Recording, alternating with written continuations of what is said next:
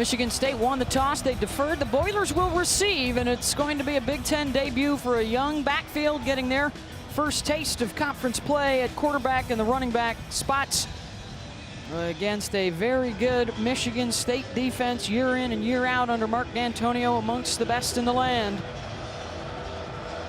Kevin Cronin handles the kickoffs for Michigan State. Danny Anthrop is one of the guys back deep,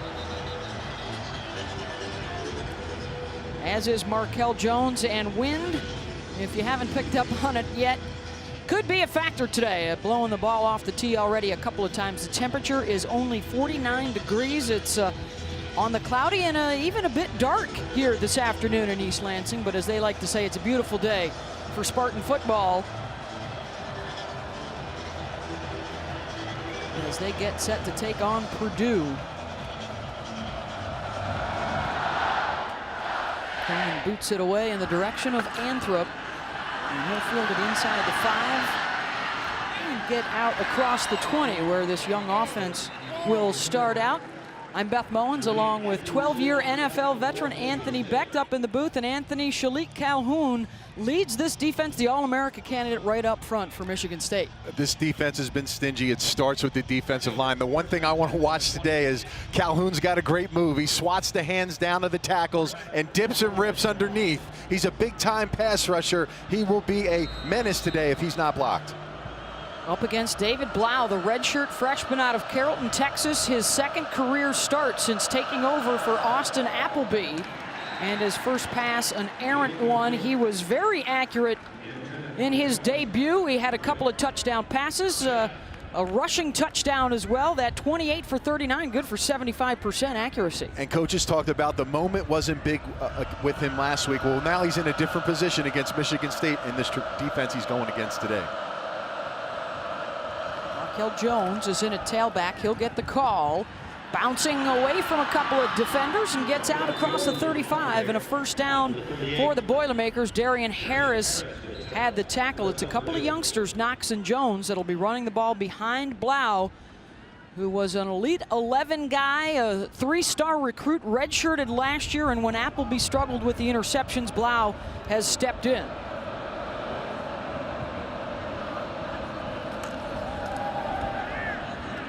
To the edge on the pass, and Harris is right there defensively to bring down D'Angelo Yancey, and a loss of a few on the play. Last week, first downs, Michigan State defense 18 for 18 in their goals of holding a team of 3 yards and less. Right there, a minus play. Look for that on all these first down plays to try for this defense to win against Purdue up front. 2nd and 12. Calhoun will line up, hand in the dirt on the right edge of the front line.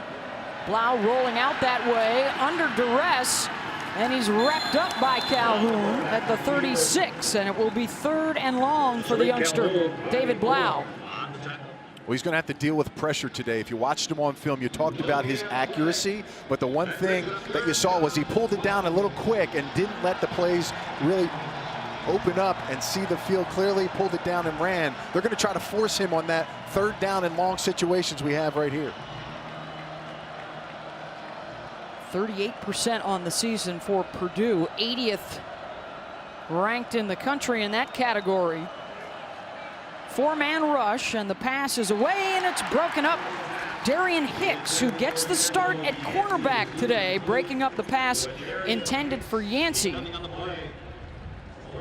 Hicks at corner. Cox has moved over to start at safety in the secondary for Michigan State today.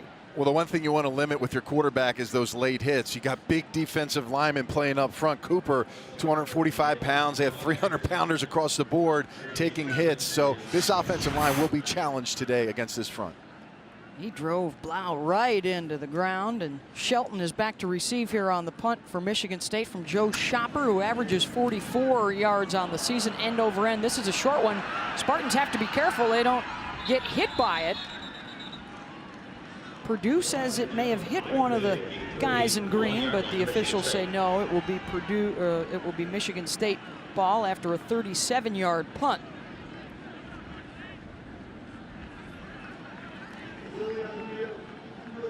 All right, Purdue, 1st down and 10, Michigan State.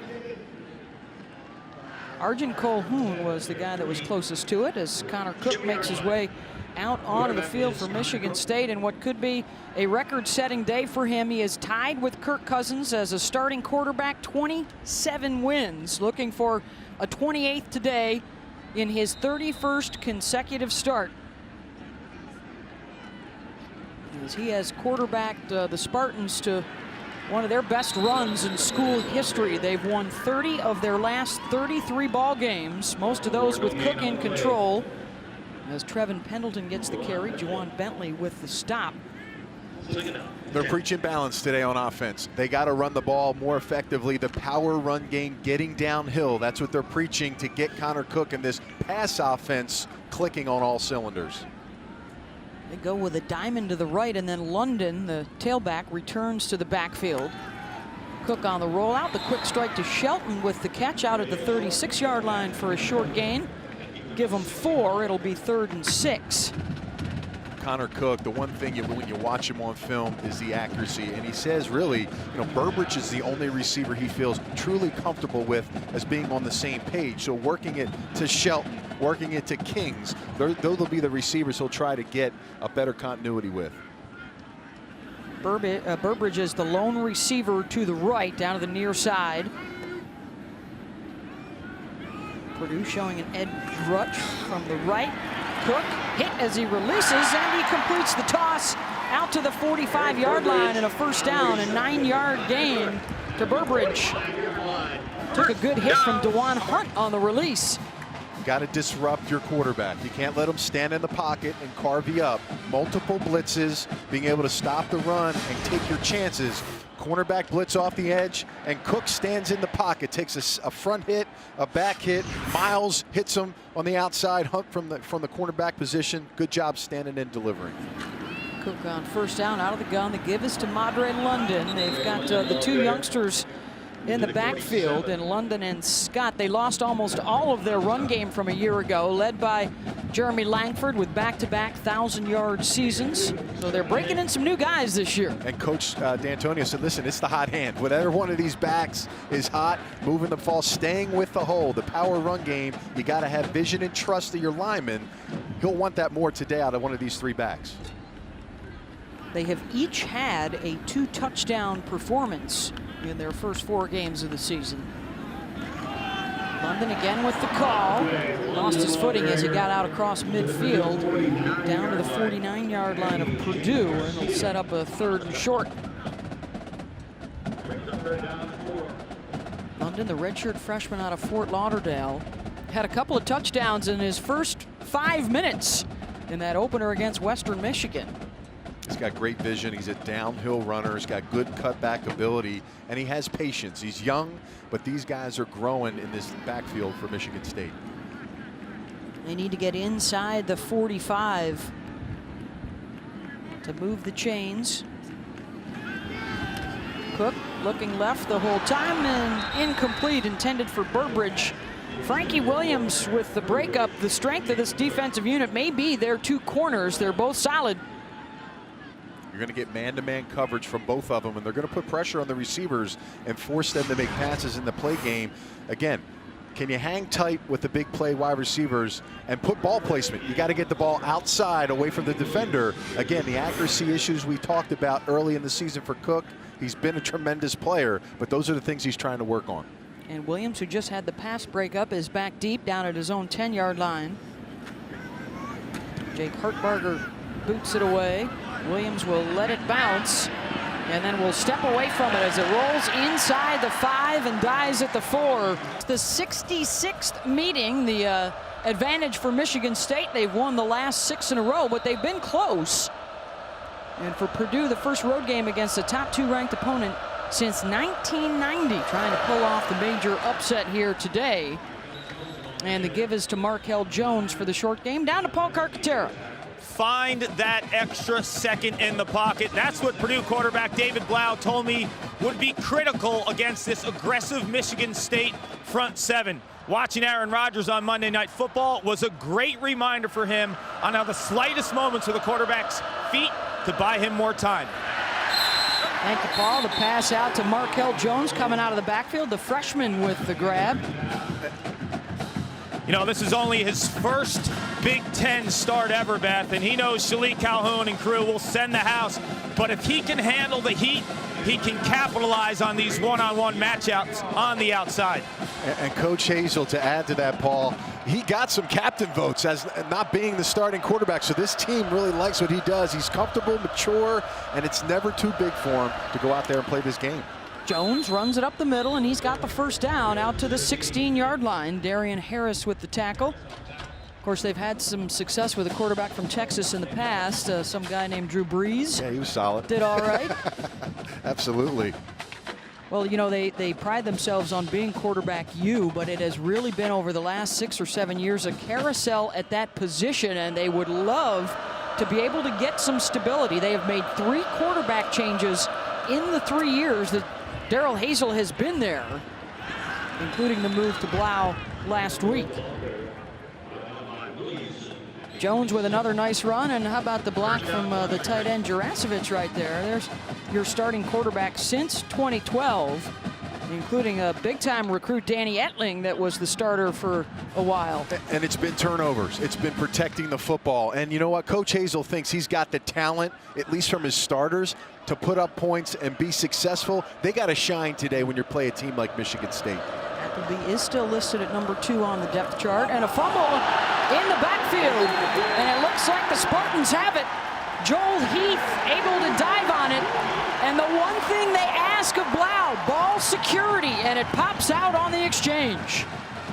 Yeah, that's unfortunate. They try to get cute with some jet sweep option. They got Burgess coming across, and then they're going to try to give it to Knox here. He wants to pull it out, but when you stick it in that belly of the running back and they squeeze down, that's where you have complications. And you talk about reps. How many reps has he gotten working that? He's only been a starter for 1 game now, so those are issues. And talking about protecting the football, they might have threw some interceptions the last couple games, but there is a huge opportunity. You see the emotion right there. It can't be done. You can't set this offense up for Michigan State in the red zone like this. 11th giveaway of the season for the Purdue offense, and now a short field for Cook to work with on the rollout, and it's dropped. L.J. Scott had some time, and he took his eyes off it. They really like L.J. Scott. He's running a wheel route, play action, and it's actually a solid throw behind the running back to make sure it's not ahead of the DB. It was a bit of a wobbler. It is windy. We talked about, oh, that's a factor in this game, but that's a ball the true freshman has to take.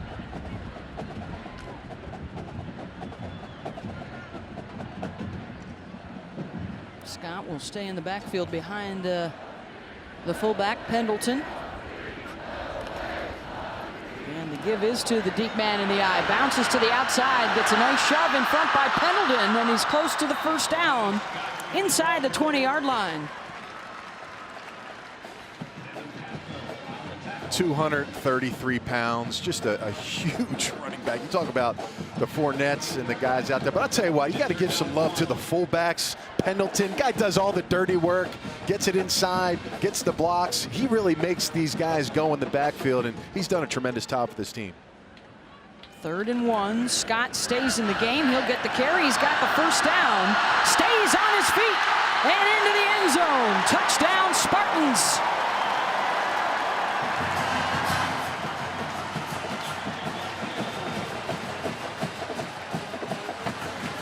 Got the best average of any of the running backs on this team, and it's strength in the lower body. Can you get your legs up, break tackles, and don't try to go and grab his foot. He's a player that's going to try to get through the hole fast. And again, you better have a gang tackle of defenders over there to bring him down, because he is a horse. Off of the fumble. The touchdown for Michigan State, 18 yards on the scamper from L.J. Scott. The extra point is good.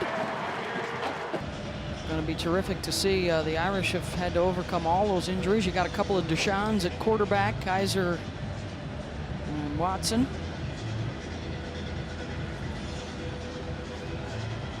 We saw this with the opening kickoff, the wind an issue, and it is once again here. Kevin Cronin to boot it. He is their kickoff specialist. Anthrop and Williams are back deep for Purdue.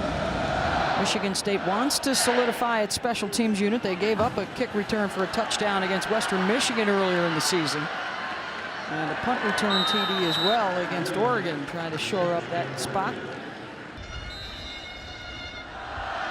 Well, thank you very much, Chris. Well, Penn State, their 4th game in a row, their 5-game homestand. They've won the previous 3. Here's Blau throwing the deep ball and overshoots his target, Danny Anthrop. Demetrius Cox on the coverage. Well, the Nittany Lions trying to make some noise working their way. They already have a win in Big Ten play. They're out of the league against Army this afternoon. Well, the strength is their defensive line, Nassib, Meadow, and these guys have really set the bar. Their running back game now, they're very deep. They've done a nice job of recruiting in that position. Lynch, Barkley, tremendous players. On 2nd and 10, Blau 2 for 5. No passing yardage thus far. They've had some more success on the ground. That's Markel Jones. We'll be talking about it throughout the day. Todd McShay came out with his first round, his mock first round, and Anthony Zettel was on that list, the defensive lineman from Penn State, as well as a couple of Spartans in Connor Cook and their left tackle, Jack Conklin, who was not playing this afternoon, but a guy that they are really high on. On 3rd and 4, and Blau, the completion for the first down to Gregory Phillips, getting the start at wideout in place of the injured Dominique Young, and an 8-yard pickup. Blau's been all over the place. Tight window here, good coverage by Colhoun. Ball placement, that's something he did well last week against Bowling Green in his first start. And with this wind, it'll be tricky. We'll need to keep an eye on that on his throws down the field. On 1st and 10. Off the ball fake and the sack, and a flag down as well. Malik McDowell, his 2nd sack of the season, gets to Blau. 6'6" sophomore out of Detroit. They've got terrific size up front.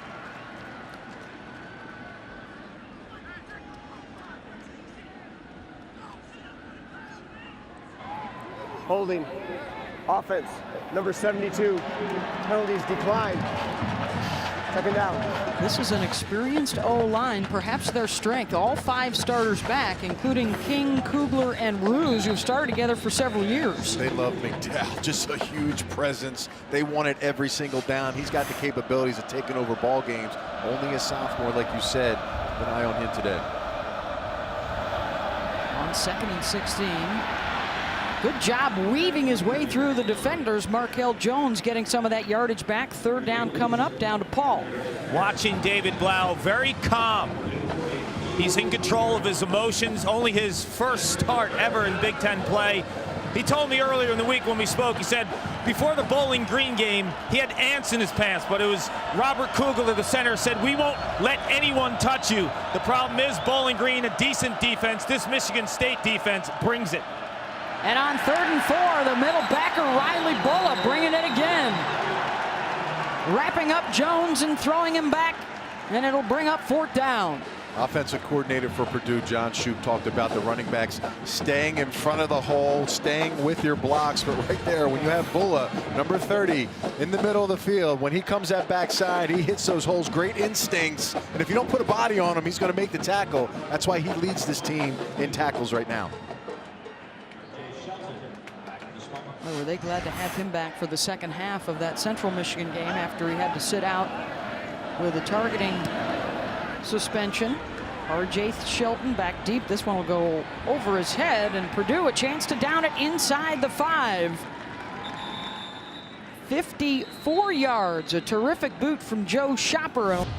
7-0 Michigan State with the lead. Some injuries today, forcing some adjustments for the Spartans offensively. Yeah, Jack Conklin, the left tackle, he's a very highly rated tackle coming out after this season, but he is a nasty physical player. They're going to miss his presence at the left tackle. And you talk about tight ends, I was one of them, and I was anxious to see this guy. Josiah Price broke the touchdown, all-time touchdown record for tight ends here at Michigan State.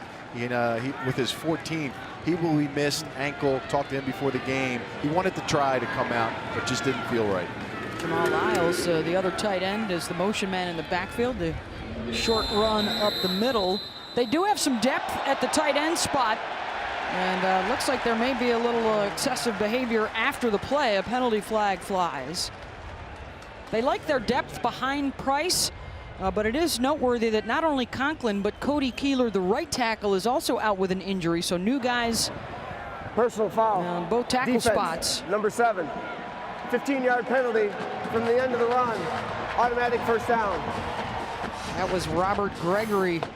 You backed up the team with a great punt. The whistle's been blown, and you want to give extracurricular activity. Gregory, I know Hazel's going to say something to him because that's not the way he wants to coach his team. They've made a lot of those mistakes, those penalties that hurt them the last couple games, and now you give them a free play. Hazel can't be happy about that one. And Gregory will go out for a play at least. Brandon Roberts, his backup, is now in, and now you've also given Michigan State a little room to maneuver behind him.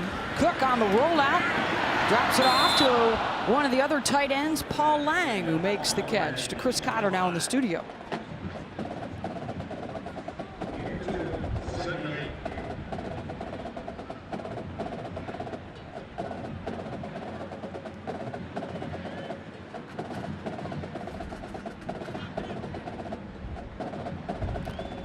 Wow, Chris, they are trying to drive Texas into a 1-4 record. The Horned Frogs, after that spectacular win last week.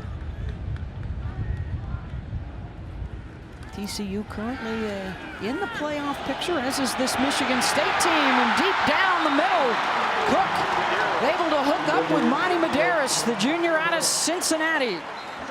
34 yards on the pass. They're going to run a post route.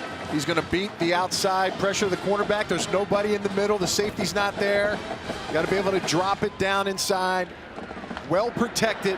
Great catch by the receiver on that play. Huge first down.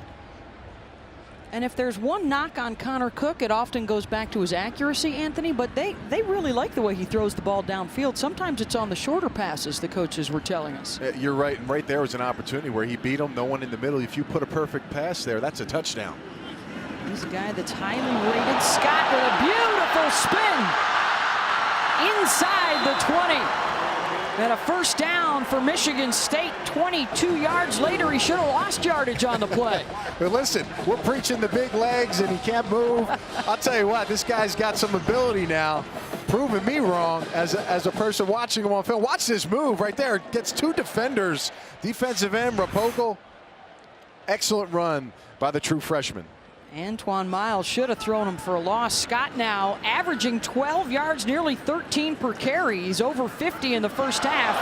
They will run the reverse to R.J. Shelton. Gets inside the 10 and down to the 8. Leroy Clark with the tackle. Paul? L.J. Scott was a monster recruit out of Ohio. Ohio State offered him. Michigan State got him when he showed up on campus. One of the strength coaches, Mike Vorkapik, said he looked like Le'Veon Bell, and when they saw him on the practice field for the first time, he played like him. He's going to get another opportunity right here. Jumps down to about the 6. ESPN had him rated as the 7th best running back in the country out of Hubbard High School in Ohio, the same as former Spartan Curtis Drummond. Yeah, right now he's getting the early totes. And remember what Coach said, D'Antonio, the hot hand will stay in the game. Right now he's getting the carries. We also talked to defensive coordinator for Purdue, Greg Hudson. He talked about missed tackles were a huge issue. We've seen that so far in this football game. A lot of missed tackles are creating big plays for Michigan State. Really strong set here. A couple of tight ends for Michigan State. They'll run the counter. Scott inside the 5. Shut down around the 2. Price is a guy they would look to in this situation, their tight end, but he is out right now with an injury. And the word was only in case of emergency would we see him today. He's got 7 catches, 4 of them for touchdowns just this season. And you're right, he's one of Connor Cook's favorite targets. He loves the end zone. I talked to him before the game. He said, I wouldn't imagine in my life I would have broken that tight end touchdown record. And he's done a really nice job for this football team. That was a teammate of yours, Chris Baker, in the pros. Yeah, saw him yesterday. Lang, one of those tight ends, is the motion man. He'll block for Scott, who finds his way into the end zone. Touchdown, Michigan State. You go all the way back to inside the 10-yard line, Anthony. They may have moved the ball down the field anyways, but that was a bad penalty for Purdue. anyway down at the other end of the field that really got this drive going. The pulling left guard, he says, listen, don't get in my way. He knocks over one of his own players. That's how big the hole was for Michigan State. Right now, you got to get firmer at the defensive line for Purdue. If not, this power run game is going to take this game over. 8 plays, 94 yards, just over 4 minutes, and a terrific start for the Spartans, the #2 team in all the land. Scoring off of a turnover with a short field, and then the long sustained drive, 94 yards, going right through the Boilermakers, and it's 14-0. Had a couple of touchdown runs in the win against Oregon earlier this year, and now a couple of TDs here in the first quarter for Michigan State from 18 yards out and 2 yards out.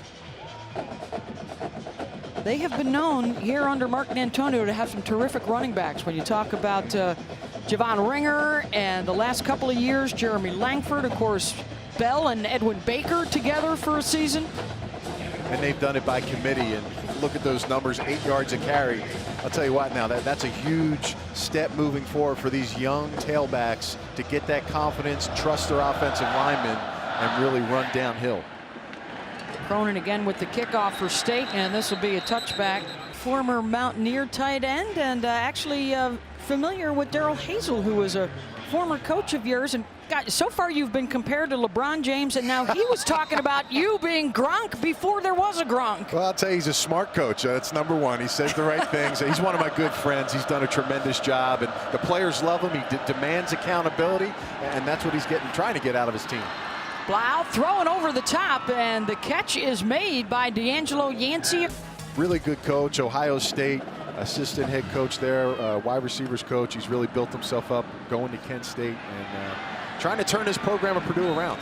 He really likes the fight of this team. He's got some decent young talent.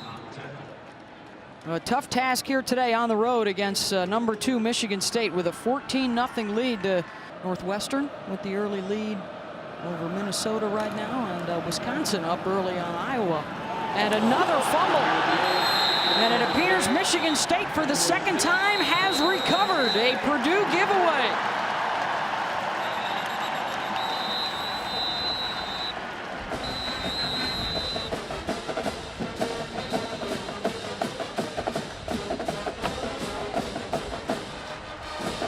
Riley Bull is the guy that came out of there with the football. Earlier in the ball game, Michigan State took a fumble and scored off it, and now another takeaway. Yeah, Lawrence Thomas, defensive end right there, is going to knock it out, along with Malik Mcdowell, again, making some big plays. And Purdue right now, 2 turnovers by each of their running backs and their quarterbacks, and Darrell Hazel cannot be happy about that. They are not going to beat the #2 team in the nation or try to keep it close against them if they fumble the football away. Back to Madre London now in the backfield. Motion man is Shelton. And he will get the call on the reverse, the cutback, and Purdue able to sniff that one out. Well played by Juwan Bentley, the middle linebacker, with the tackle. Paul's got an update for us. Anthony, you mentioned Michigan State offense, their running game, smooth as can be and pounding the rock, but Trevin Pendleton, one of the guys leading the way for guys like L.J. Scott and Madre London, he came off after that L.J. Scott touchdown in a lot of pain. His right lower leg now has a massive tape job. He's one of the toughest kids on the team, and you're going to have to yank him out of this football game to get him out. One of the tremendous blockers for this team out of the backfield. Cook with protection, looking for his tight end, Lang, who's got the catch shoved out of bounds at the 45. How about another Horned Frogs update, Chris?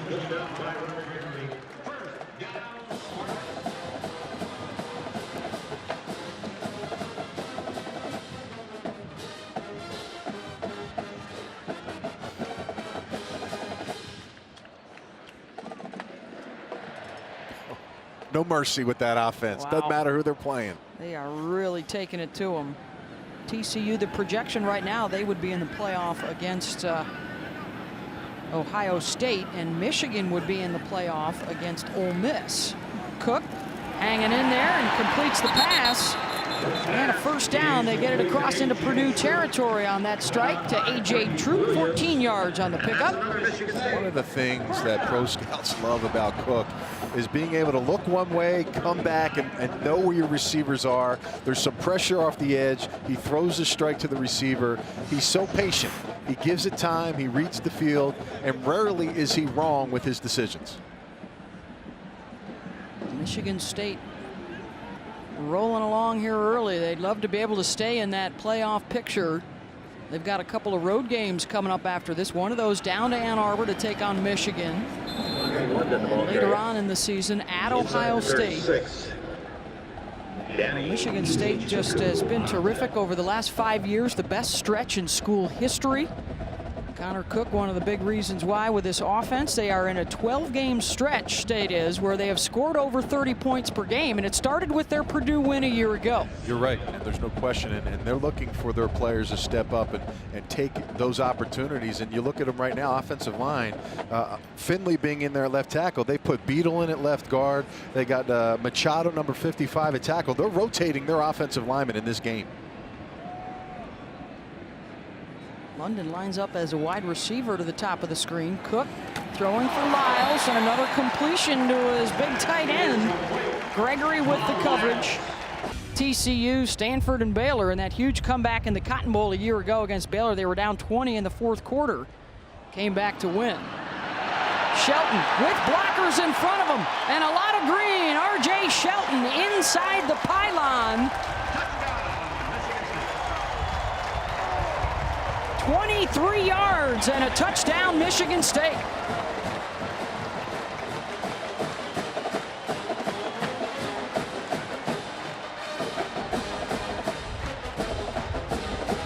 So many ways to beat you with this offense. They do a great job of just utilizing all their players, and where you would normally see their linemen play, but here they're going to do the jet sweep. And watch these two players be the lead blockers. Madre London and their fullback, we've talked about him, Pendleton, and there's nobody home on the outside. And you see the great effort by Shelton. He's that movable piece from left to right, having a big game today. 21-0 already. Michigan State on top of Purdue, and Purdue really hurting itself with a couple of turnovers, leading to 14 points for the Spartans. Also had a bad personal foul penalty called on them. Trying to get things going again. Now find themselves deep in a hole. Connor Cook on that scoring drive for State was 4 of 4 for 62 yards. The squib kickoff, Danny Anthrop shoved out of bounds around the 35-yard line. L.J. Scott with a couple of touchdown runs. Cook to Shelton on a touchdown pass, and this throw from Blau incomplete, looking for Cole Herdman. It was Riley Bulla on the coverage. Riley, the latest Bulla family member to suit up for the Spartans. Brother Max was here a year ago. Younger brother Byron is one of the backup middle linebackers behind Riley.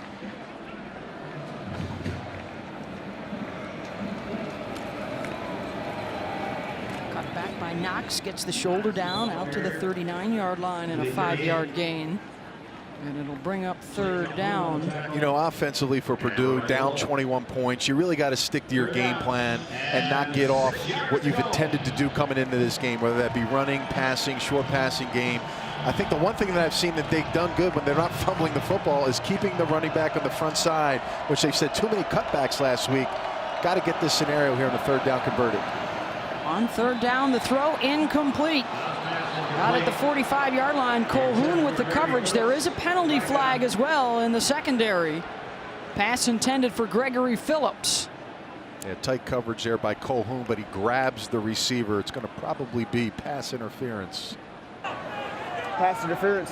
Defense, number 36. Ball placed at the spot of the foul. Automatic first down. First penalty on the Spartans today.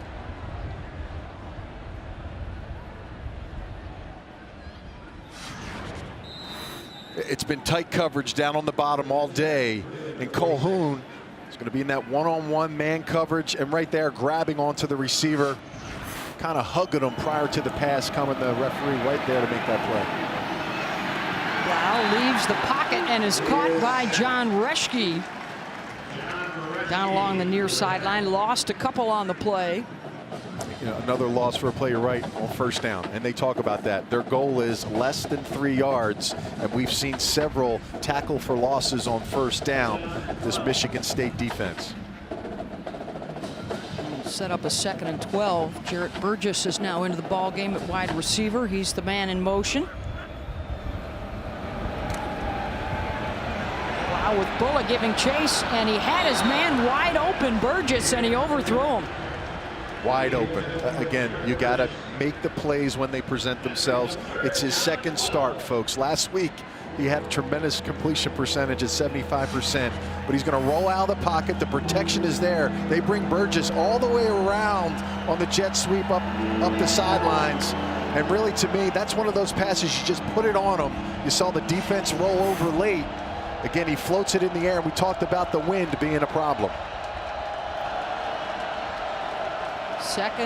2 of 4 rather on 3rd downs, but here it's 3rd and 12. Blau with some time, and the throw is incomplete. Into traffic, looking for Anthrop, and it'll bring up 4th down.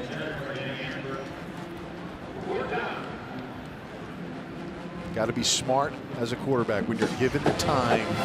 You got to trust your eyes and don't rush yourself. And when there's 4 defenders in the area, that's a dangerous pass to try to put into the receiver's area.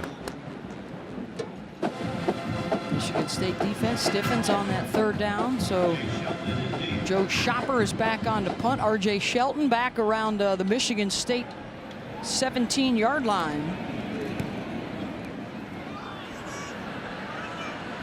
Shelton giving chase and makes the fair catch around the 14. 42 yards on that punt. Michigan State with the lead and the football when we come back. 5th-year senior Connor Cook can become the all-time winningest starting quarterback in Michigan State history. O.J. Scott with the carry.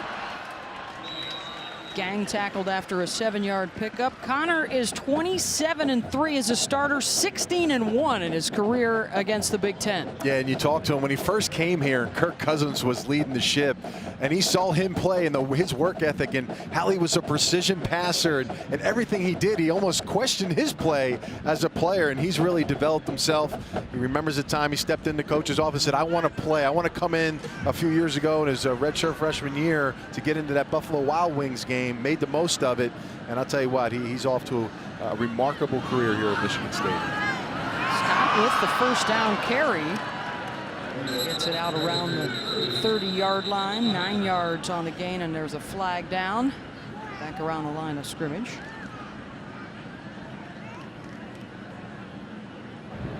Holding. Offense. Number 55. 10-yard penalty. 2nd down. That's Michael Machado getting some time at right tackle. Yeah, Michael Machado coming in. He's playing the right tackle. And right here, he's just going to go down on the down pocket on Rapugel, the defensive tackle. And again, Miguel Machado just puts his arm around his chest, grabs his shoulder pads. Easy vision for the ref. They're working in some different guys right now on the right side. Alongside Machado was Brandon Clemens, who had been backing up Benny McGowan. And of course, you got the 2 Allen brothers in the middle, Brian and Jack, alongside the new guy at left tackle, Dennis Finley. Ball start. Offense. Number 55. 5-yard penalty. 2nd down. And Manny's Miguel is having a few problems here. And right now, he's going to bring his starting right tackle, Donovan Clark, back into the game, trying to get some of these young guys to get some reps. And I'll tell you what, if you hold and you jump off sides, you're getting off the field. So Coach Dan Antonio, there's an expectation level with these players, and right there he just showed what that expectation level is. 5th-year senior Donovan Clark goes back in there. 2nd and 18 after the penalties. Cook working against a 4-man rush. Scott, nice move to elude the first guy and gets out to the 10-yard line. Taking on Andy James Garcia, who's starting at outside backer for the injured Jimmy Herman. Just add it to his list of phenomenal moves that he brings to the table. Watch this, folks. Going to catch the football, and Garcia's going to come up to him, and Little wiggle there. Watch your ankles. Get taped up after that play, because that's some quickness coming out of Mr. L.J. Scott. They really like these youngsters, Scott and London. Even Gerald Holmes is just a sophomore out of Flint. Trying to step into the big cleats that Jeremy Langford was filling the last couple of years as the starting tailback. Cook hangs in the pocket and hits Medeiros out to about the 24. He's spun around there close to the first down marker. Oh, there you go. Your Good Mountaineers game going coming on there. back. Yeah, you know, I'm looking for a great game, and it looks like they got one. A couple of ranked teams, both at 3-0 on the season, going toe-to-toe. There was an official review underway during the timeout as to whether or not Michigan State picked up the first down. And now we're ready for the verdict. After review, the runner's knee was down prior to the line to gain. The ball's replaced at the 23-yard line, 4th down. So the call is reversed. Cleanup hit there by number 4, Jawan Bentley. Garcia also there on the initial stop and hits him back. And there it is, 4th down. I'll tell you what, that was big for Purdue for that stop, but it looks like all the way back. They're going to put it in the offensive line's hands here and go for it.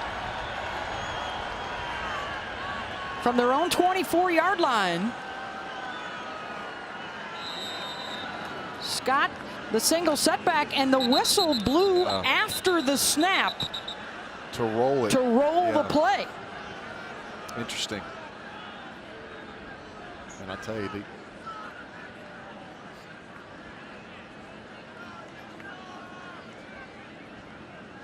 replay the down, or the snap came before the official, blew the whistle and waved his hand to start the clock and say, let's go.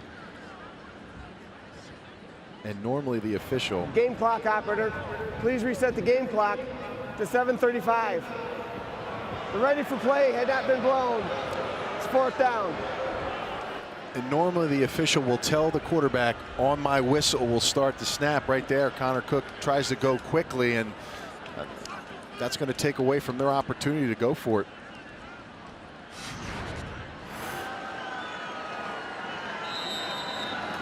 The snap before the whistle, there was no penalty. They did not move the ball back. The ball stays where it was, still 4th and 1. But the decision is made now to send out the punting unit instead. Frankie Williams is back deep for Purdue. And now it's a false start on the special teams unit. Offense, number 5, 5-yard penalty, 4th down. Things getting a little sloppy here, as now not only is the wind picking up, but the rain has started to fall as well.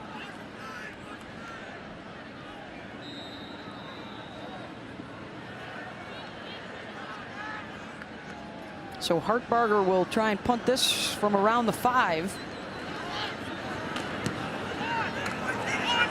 And it's short.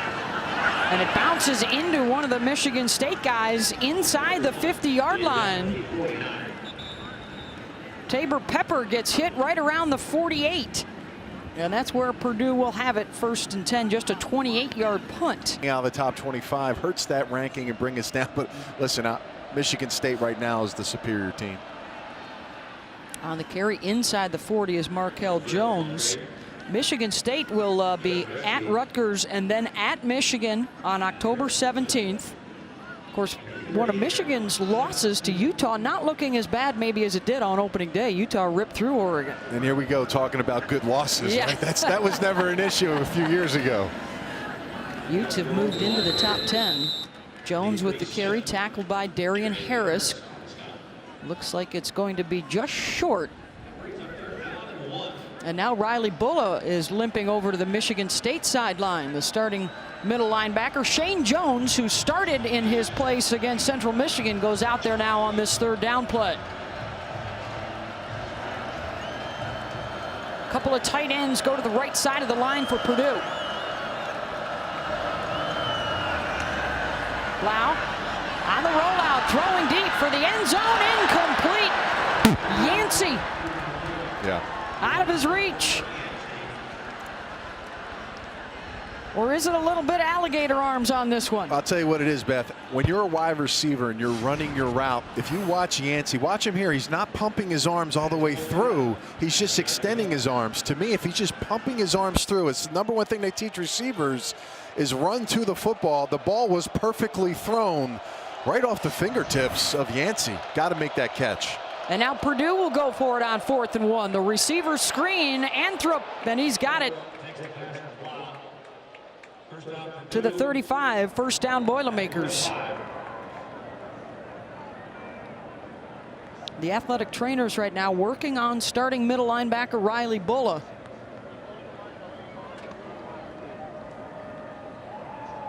Right now, Purdue's got to put a drive and finish a drive here against this Michigan State defense that's been stingy all day. Trying to take advantage of the short field after the punt. And instead, it's Darian Harris. He was one of the heroes of their Purdue win last year, had the pick 6 late in the 4th quarter to seal that win. After Purdue had made a nice comeback to make things interesting. He's one of the team captains as well. So they have a lot of confidence in his ability to play and lead.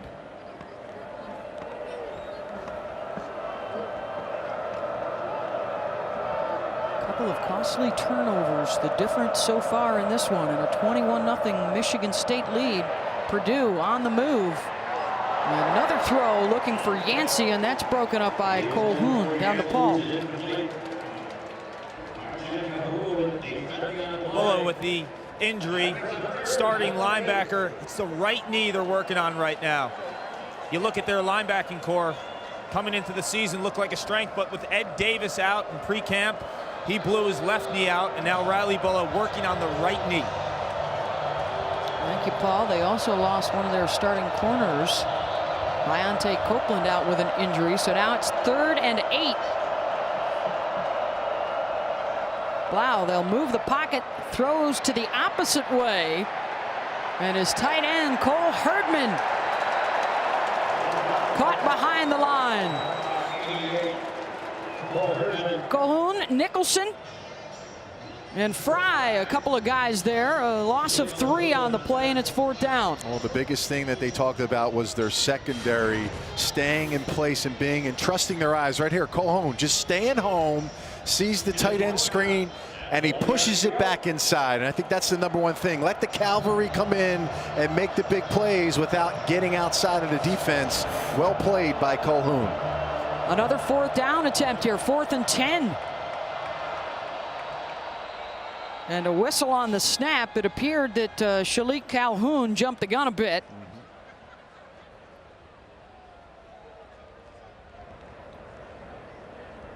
Fifth-year senior from New Jersey, and the Big Ten Player of the Week this week. Offside. Defense, number 89. 5-yard penalty. 4th down. Had 2.5 sacks, 3 tackles for loss, had a blocked field goal in the win over Central Michigan a week ago. And so now it'll be 4th and 5.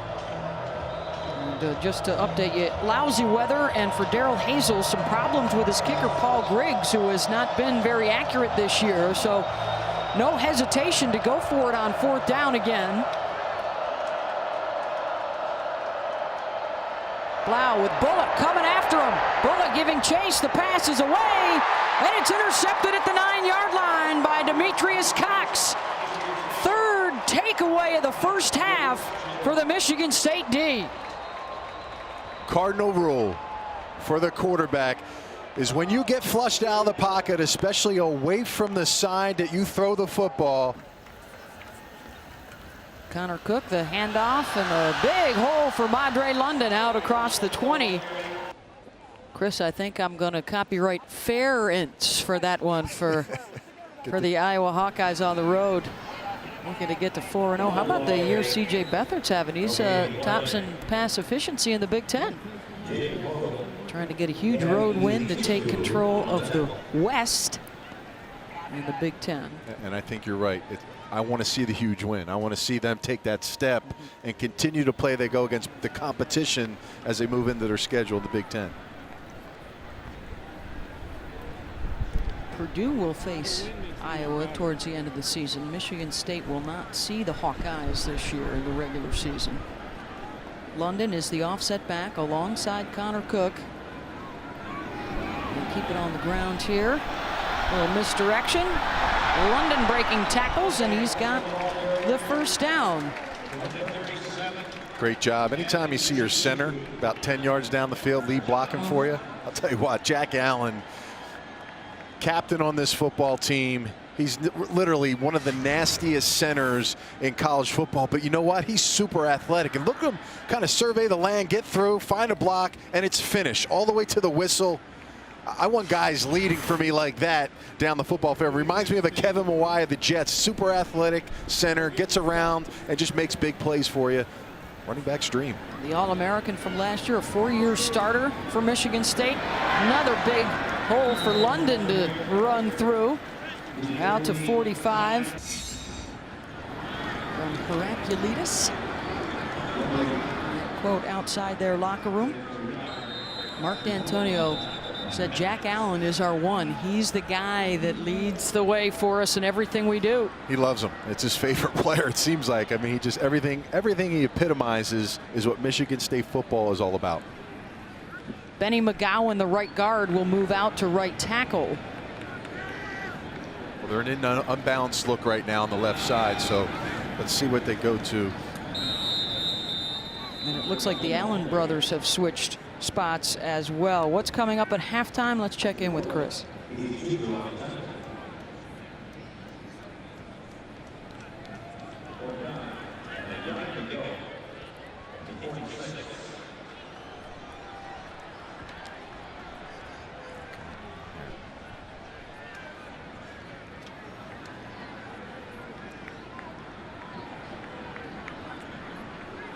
Thank you very much, Chris.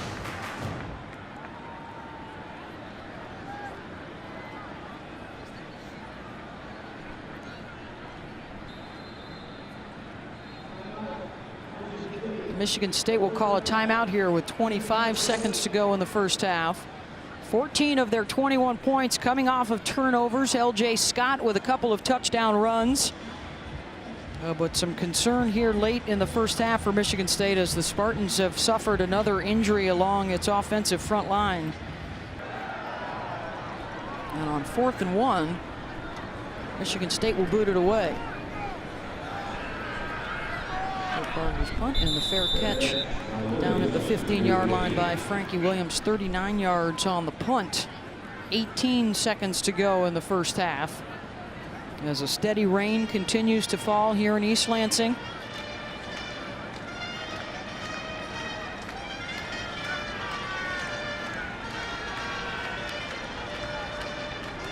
Two fumbles recovered by this Michigan State defense, and then Demetrius Cox, a 4th down interception down in the red zone.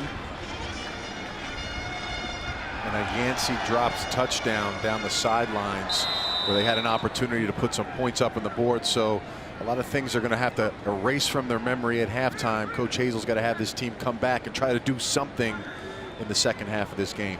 They have held Purdue to just 107 yards of total offense through the first half. Jones able to bounce to the outside. Cut down around the 18-yard line. We will be hearing from Paul Carcaterra with Coach Mark D'Antonio coming up during our Dave and Buster's halftime report. As Purdue 30 will seconds in length. call a timeout here with 7 seconds to go.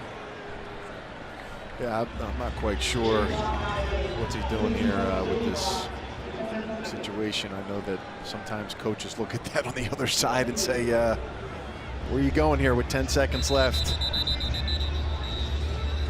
Another story here through the first half. Michigan State 12 plays from its offense of at least 10 yards. Purdue has had just 3 of those.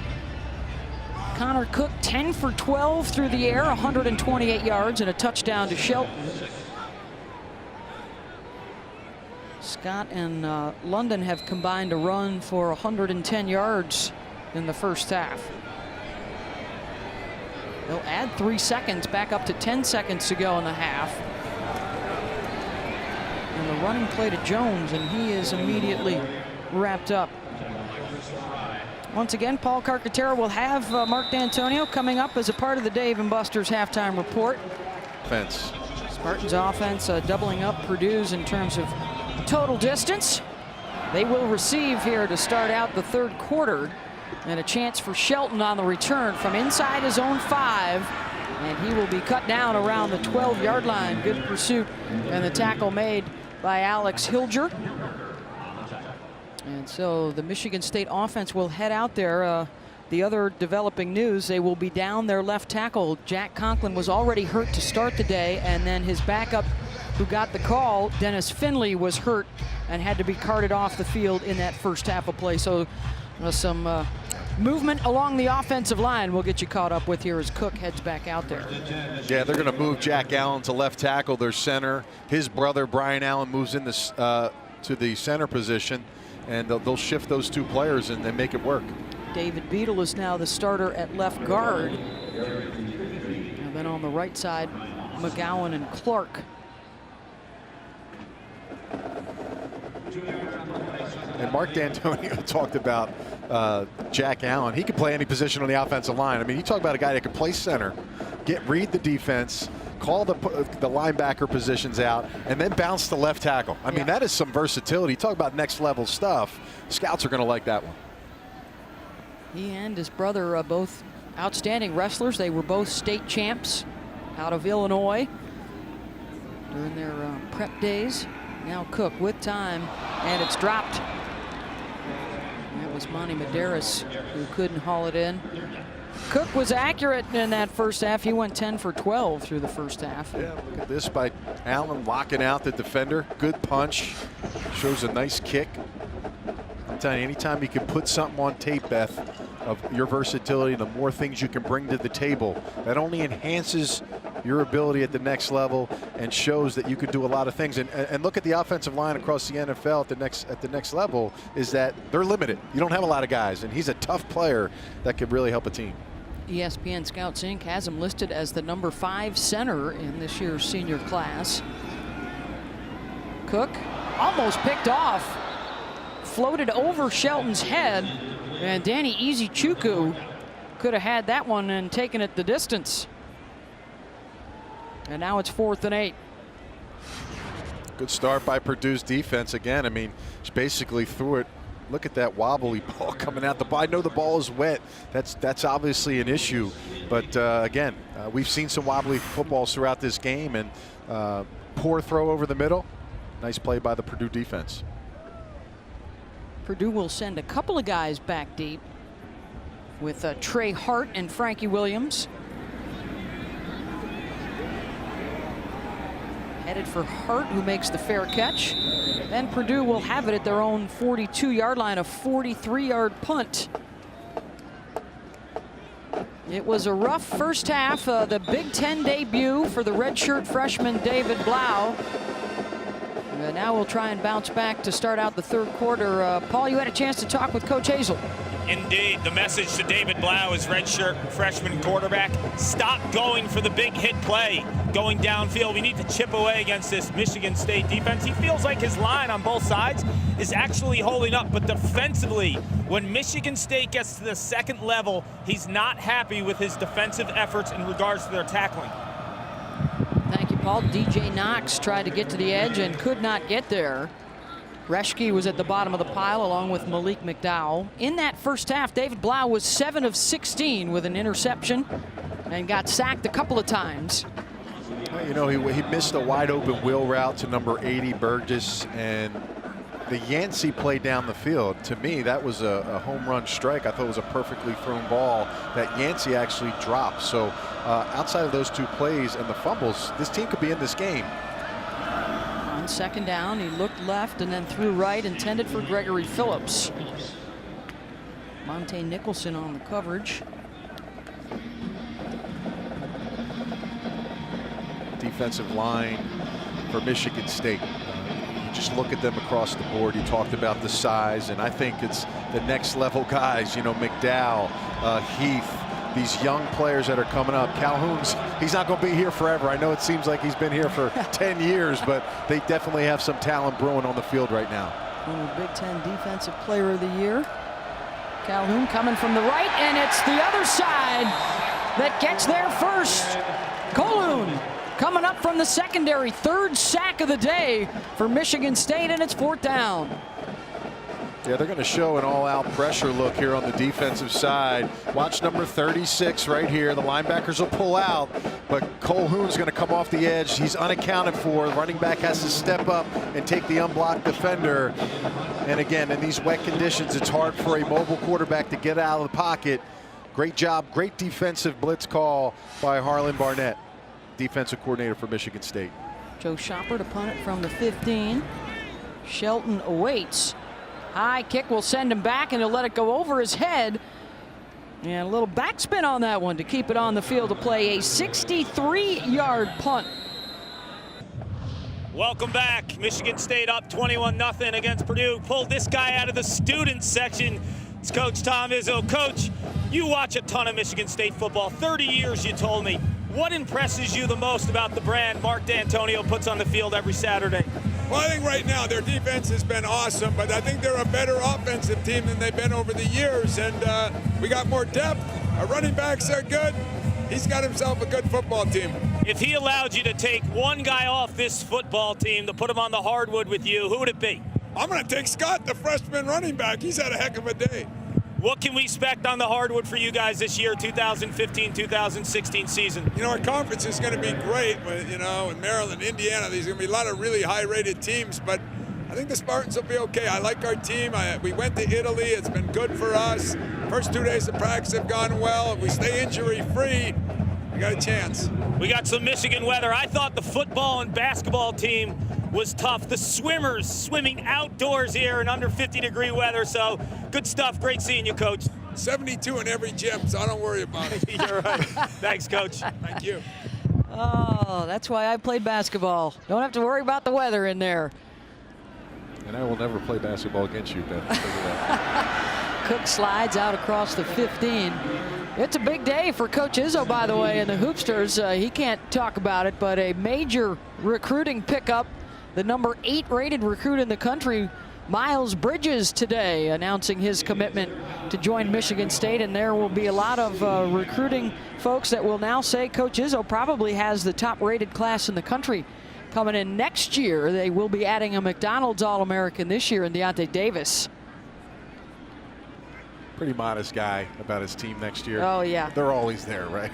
Spartans are always hanging around, one of the top teams in the nation. One of the guys he wants to play hoops is now a tailback, L.J. Scott. He's got the football. He's got a couple of rushing touchdowns today, and he's got a burst out across the 40-yard line.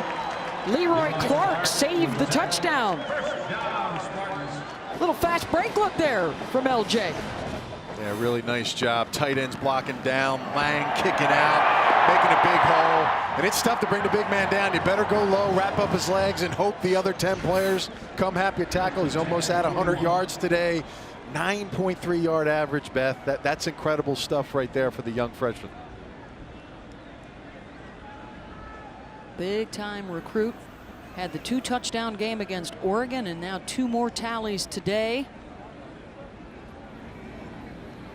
Coach Izzo has been impressed with this offense. They're trying to get to a 13th straight game, scoring over 30 points.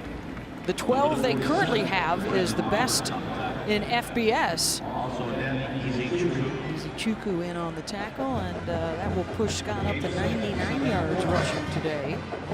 So there are 3 tight ends, a power run game, and then they run power to the weak side. They run power to the back side.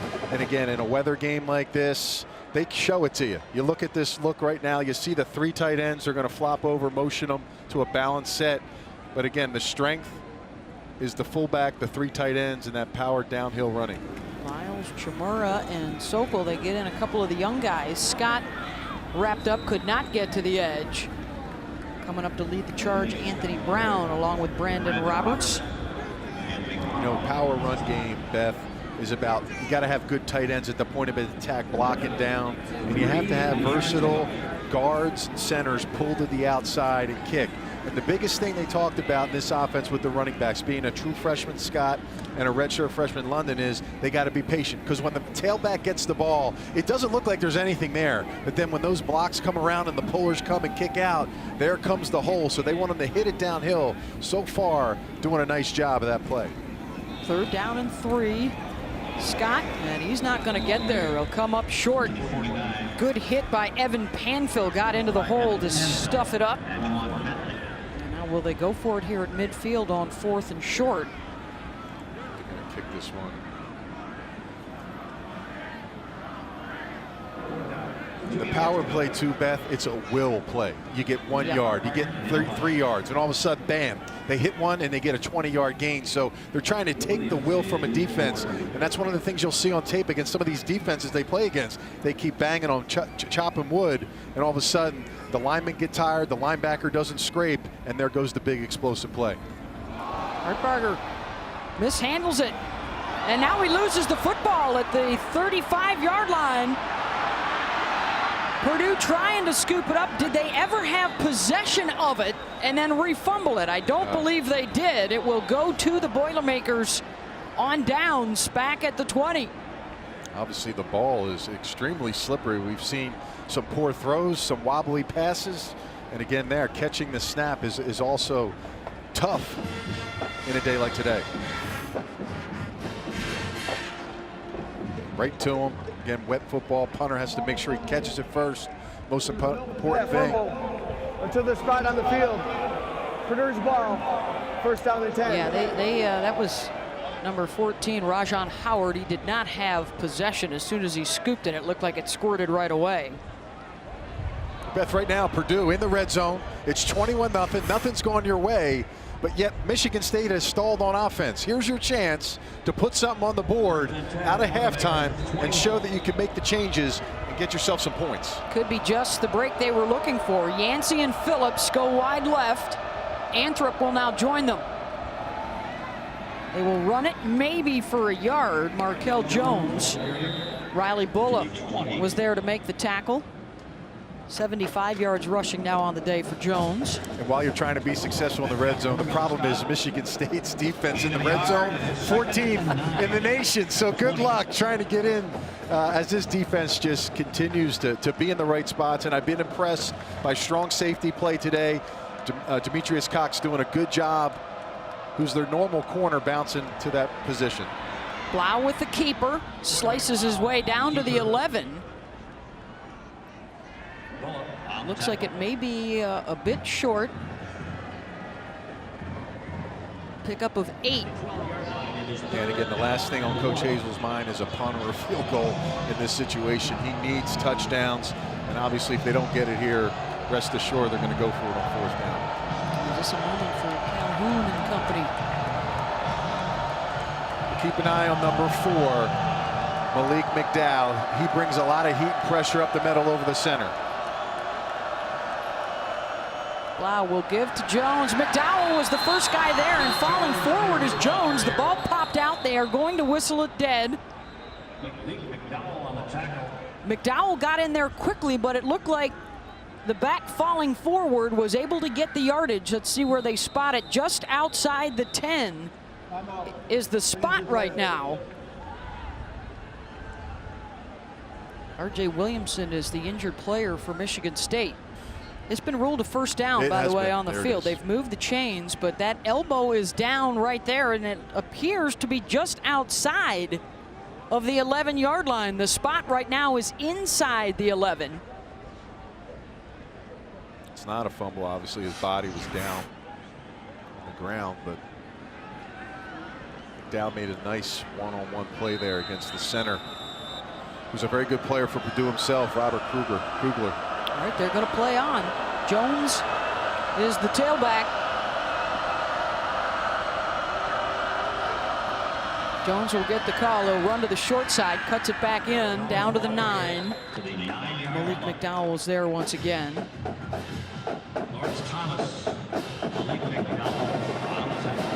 Williamson is now returning to the secondary for Michigan State after missing a play. You know, Malik McDowell is a guy, to me, when you turn the tape on, like, he will literally lift centers up and supplant them backwards. Every down and playing with that effort is something I want to see. He's a true sophomore, folks. He's going to be a scary player for this Michigan State defense. On 2nd and 8, Blau will keep. Pitches it forward to his tight end. Jurasevich diving into the end zone on the underhanded toss from his quarterback. They have him down. And do they have him down at the 1-yard line? Nice play design there. Did a lot of this against Marshall in the opening game where they broke containment and then pitched it late. See the tight end? Jurasevich. The question is his knee down? His knee down there, but we can't see where the ball is, unfortunately, on that look. They do rule him down at the 1. 3rd down.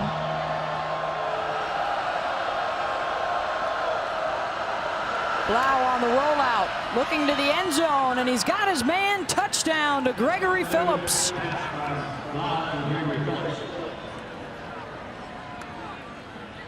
They had been just 57% on the season scoring red zone TDs, and Darrell Hazel talked about we've got to be better at it today, and they strike here with 6. Yeah, Gregory Phillips had a huge game last week. 4 catches, 92 yards, and a touchdown in there. He secures the catch in the back of the end zone. A little sprint out action, get an underneath receiver, 2 levels.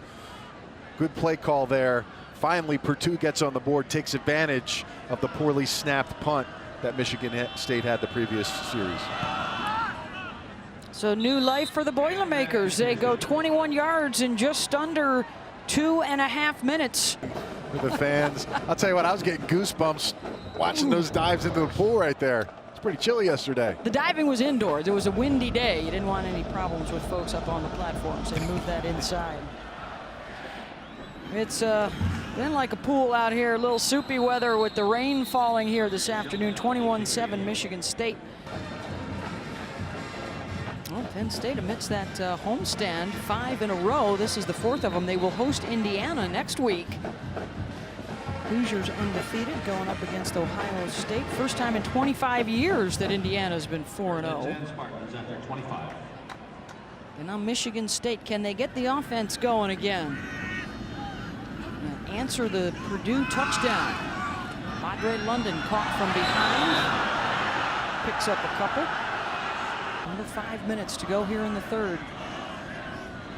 Spartans trying to get to 5-0. Purdue looking for the huge upset. Cook will keep. And out across the 40. Taken down by Anthony Brown. What are your thoughts on that Notre Dame-Clemson game coming up later tonight? Well, the weather is obviously going to be a big factor. I mean, you talk about two teams, one with a backup quarterback. Talk about taking care of the football. We've seen it in our game. It's been a tough go. But does that take Watson's ability to throw the ball down the field? I mean, he's been a tremendous kind of a dual threat, but he really impresses me out of the pocket, and they really haven't played anyone yet. So Notre Dame been a little bit battle tested so far. Be a tough challenge for Clemson. Should be a fun one to watch tonight. Joaquin may be the player of the week throughout the country. The hurricane having its impact all around the eastern seaboard and even out into the Midwest with some nasty weather. London breaking tackles, and look at him fight for the first down and get out across midfield. 13 yards. A lot of it his own hard work after contact. 76 Donovan Clark gets around, but that block by the tight end, number 11, Lyles. I'll tell you what, he does a lot of dirty work, doesn't get a lot of chances to catch footballs today in this wet day, but he's really been at the point of attack for this Michigan State team. 167 yards rushing. They were up over 200 against Purdue last week. In fact, they've run for over 200, or last year, excuse me. In fact, they've run for over 200 yards in each of their last 12 games. 15 plays of over 10 yards for the offense. Cook looking for Burbridge, incomplete. Frankie Williams had the coverage. Michigan State thought he also should have been flagged. Connor Cook severely underthrows this ball. And that's always the MO here. Corner jumps, gets his hand on it, and then it's a short throw, and he ends up bumping him right there. You see Williams, their best cover guy, It looked like he had hands on there after the hitch. He did bump into him. You're yeah. right, and that's always the toughest thing for a corner because they don't know where the ball is. It was underthrown. Could have easily been called a penalty. So Cook, after hitting 8 straight throws to end the first half, now 0 for 3 so far in the second. And on second down with pressure coming, Cook, plenty of room up the middle, and he's going to stay on his feet. Down to the 25, taking on Robert Gregory at the tail end of the run. Now, I would say at the next level, you want to slide at that point, right? But I'll tell you, it's a great way of using his legs. He's done it twice in this drive, and he's showing you a little speed there. I don't know about the little cut at the end, but he's got some speed. He's a big guy. 22 yards on that run. Good recognition by Cook. Give is to London. Fights his way inside the 20, stopped by Evan Panfill.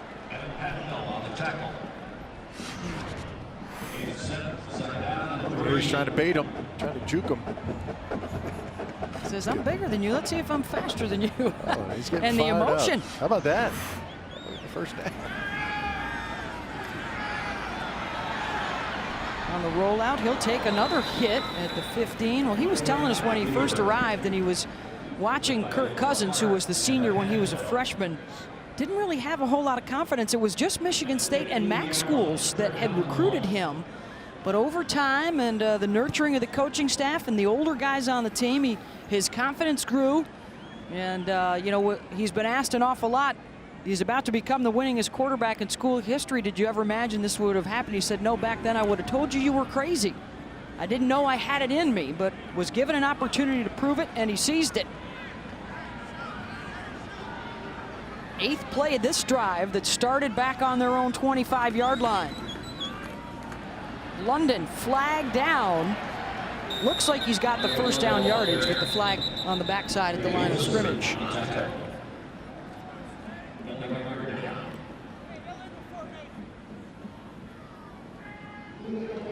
Offense, 5 men in the backfield, 5-yard penalty, 3rd down. Down to Paul. Beth, you mentioned Connor Cook being under-recruited, Kirk Cousins under-recruited, the 2 winningest quarterbacks in Michigan State history. Anthony, it tells you about the development of players here. These guys do an amazing job. The staff gets after these kids. They come in one way and they leave another. Yeah, I'll tell you, I'm impressed by D'Antonio, what he's done. I just think, to me, he's built something in the right way. He puts pressure on his players to compete and raise their bar at a level, but he doesn't make them on edge or eggshells, which is huge. Again, another guy, Allen, just a product of the system. Guys coming in, working their butt off, and getting it done for this team. On the carry. Anthony, yesterday I thought it was very telling when he said, I want my players to play with pressure, not stress. And you're right. And you find guys that'll step up and make plays with you at the biggest moment when the pressure's on and they can make the big pass or make the big block, or it's 4th and 1 and you got to pull around and contain the edge. So those are the things he's looking for. Those are the things that when he recruits, he's trying to find. And a guy right there, L.J. Scott, I think he's found one in the tailback, the true freshman. Michael Geiger has struggled this year. He's just 3 of 5 in his field goal attempts. This boot is on the way, and it is no good from 35 yards out. The long drive stalls out, and Purdue pumped. And, some questions about the availability of both running backs, Joique Bell and Marshawn Lynch. Will they be good to go on Monday night? Purdue has it. Fresh off of their touchdown, the last possession, as well as a stop at a missed field goal after Michigan State drove deep into their territory.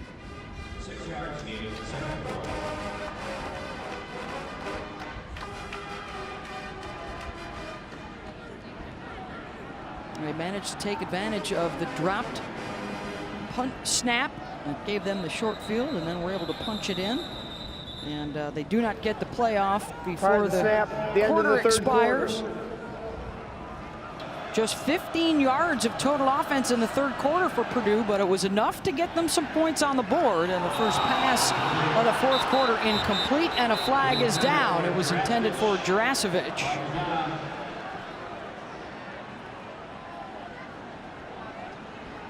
Get Bola Pass interference. Defense, number 30. Ball replaced with a spot and a foul. Automatic. First down. That's a couple of PI penalties on the day against Michigan State.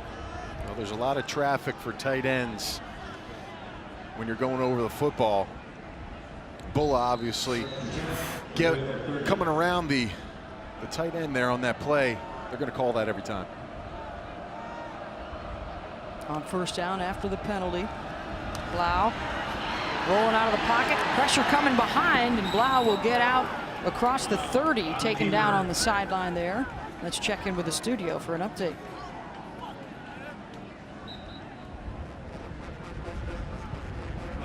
At 33, it is second down.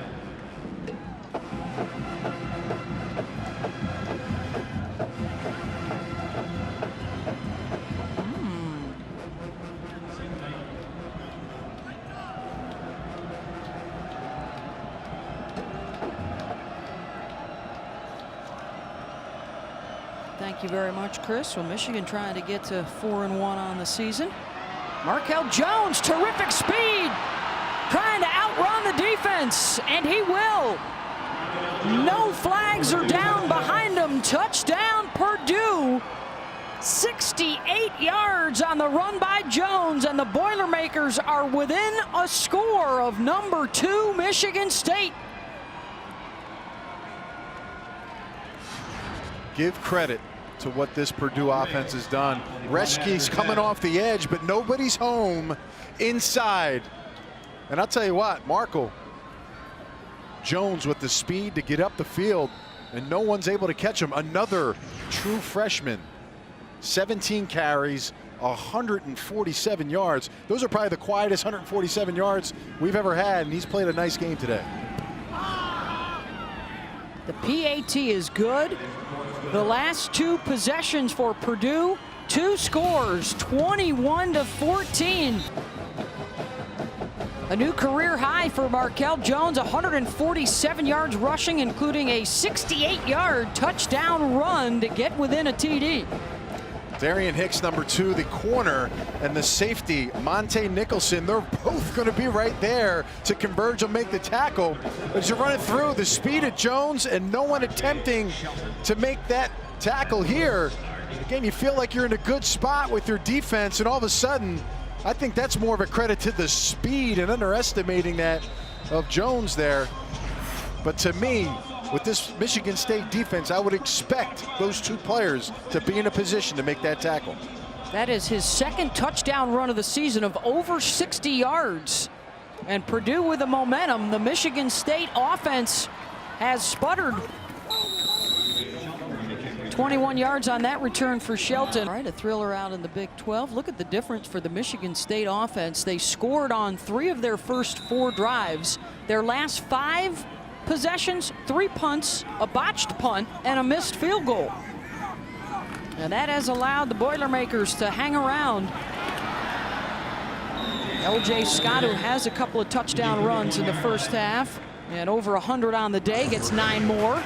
They've been bringing a lot of the chunk runs against this defense, but they haven't given up the big explosive plays, so they're making Michigan State earn it all the way down the field. Injured player field now. Gregory, looks like he's okay, getting walked off. Their starting safety.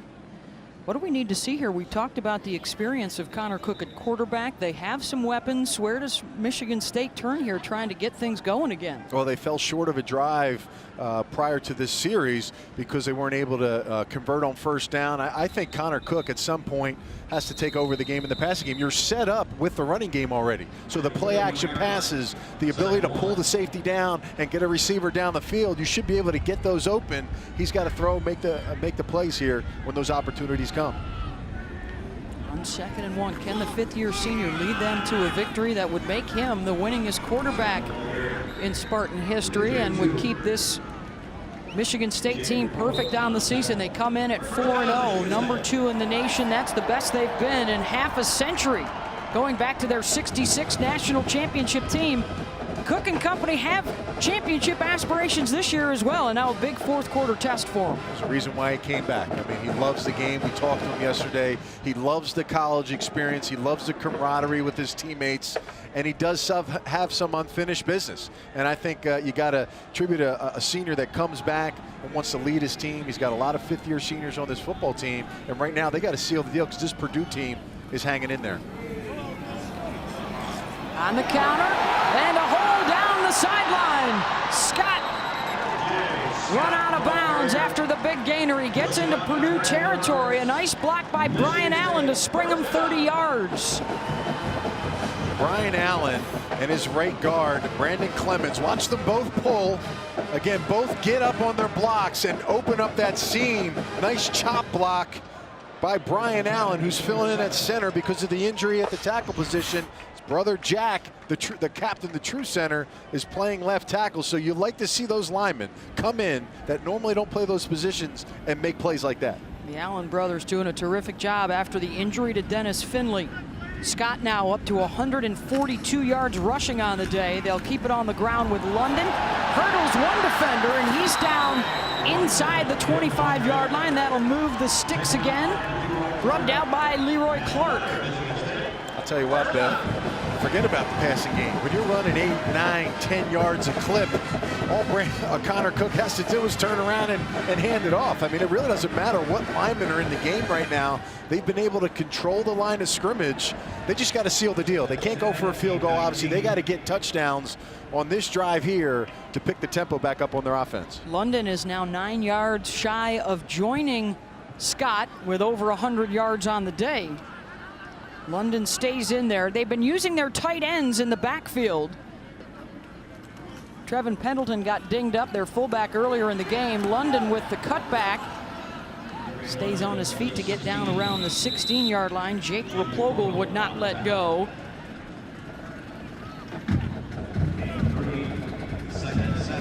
Got to admire the depth of Michigan State. Number 64, their right guard, Brandon Clemens. He's third on the depth chart, and he's in the game 7 points up against Purdue in the crucial minutes of the football game. It just goes to show the depth, the recruiting, the ability to build kids, have them ready. He's a senior, hadn't got a lot of work, but he's been ready to go, and that's what he's got. Puts the pressure on him to be ready to play in these moments. Cook's go-to guy, Josiah Price, also not in there today. They'll keep it on the ground with London. Replogle again with the stop. Junior from Centerville, Ohio, makes another play. Third down coming up now for the Spartans, who have done a nice job churning it out on the ground this drive. I'll be honest with you, Beth. 3 tight ends, moving around, different positions. You're running the football effectively. I'd like to see someone else except Josiah Price, who's not in this game, to catch a ball, maybe get a dink and dunk. Lyle's been doing a nice job blocking today. Maybe throw a dog a bone here on this opportunity. They need to get to the 9 for the first down. Burbridge goes wide left. Cook off a play action into the end zone for Lyles, and he couldn't hang on. Andy James Garcia able to strip it out of there. Lyles gets his chance, the tight end. Such a good game today blocking, and when it's wet and it gets damp out there, you want to throw it in these positions to the tight end here. He just drops it, actually catches the ball. Great play by Garcia. Seeing the ball and knocking it, swiping out of Lyles' hands. Well done by the Purdue defense. A 30-yard attempt now from Geiger. He has missed from 35 today.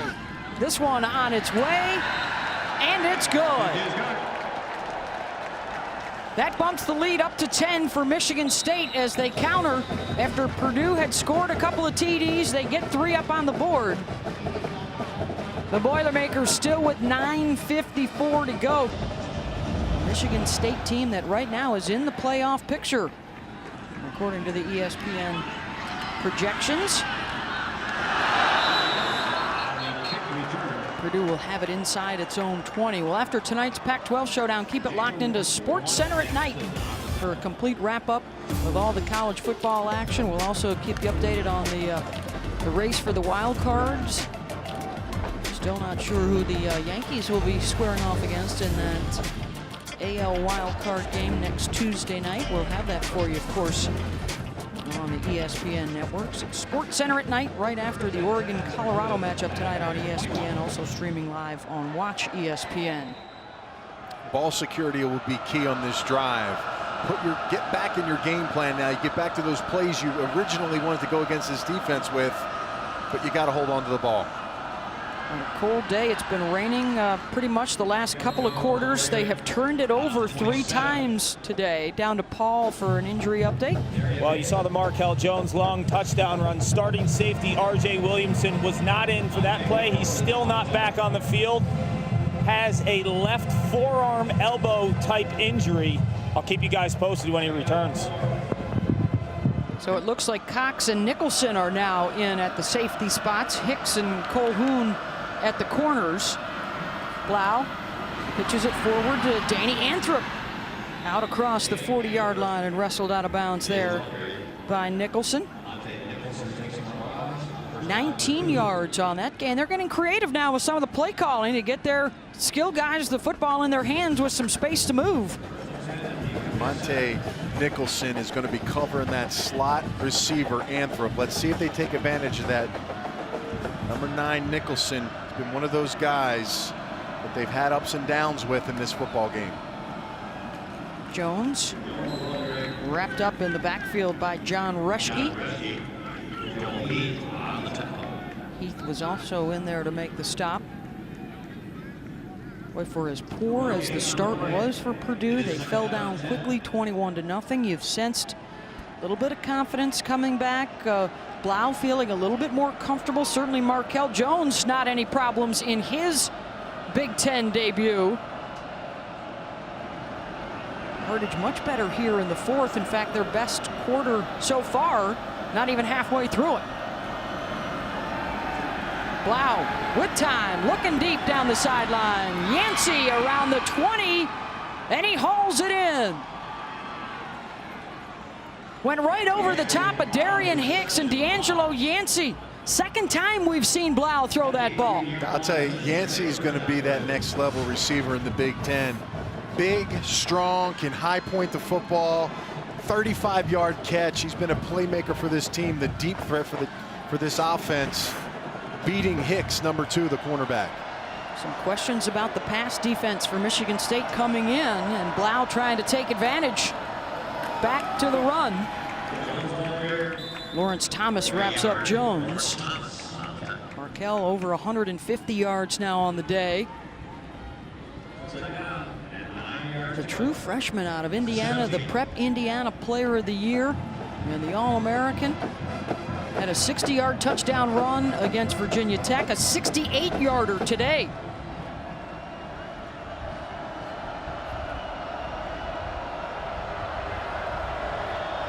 He has been their primary weapon, not DJ Knox so far this afternoon. Blau on the play action, terrific sell, and the pass to Anthrop inside the 5.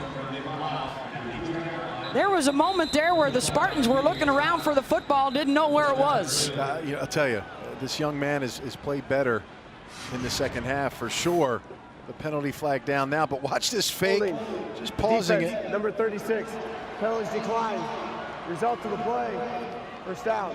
Anthrop becomes wide open on the outside, gets himself a big play. Penalty was on Michigan State. That'll be declined. So it's 1st and goal now for Purdue. Right now, it's been pretty easy for this offense to move the ball down the field. In the red zone now, this defense needs to step up and be firm because Purdue is doing whatever they want right now on offense. Looking to score on their 3rd straight possession, Anthony.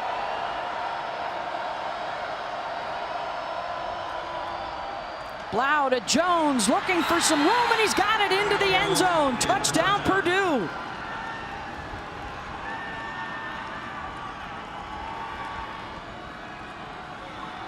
And this is not something that Spartan fans are accustomed to watching happen to their defense. Really nice job blocking on the left side, left guard. King driving his man down into the ground and really opening up that hole. And right now, Jones is a confident running back. This defense for Michigan State only giving up 88 yards last year on the ground per game. They're having a big day up front. Boy, kudos to the O-line. All 5 starters returning this year. The extra point is good.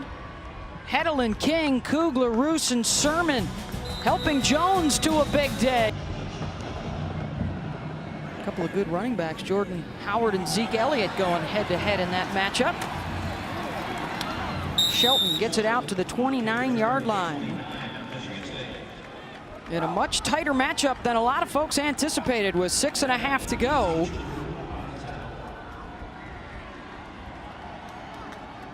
Last 2 drives for the Purdue Boilermakers, 159 yards in just 10 plays for 2 scores to make things very interesting. They are outgaining Sparty here in the second half.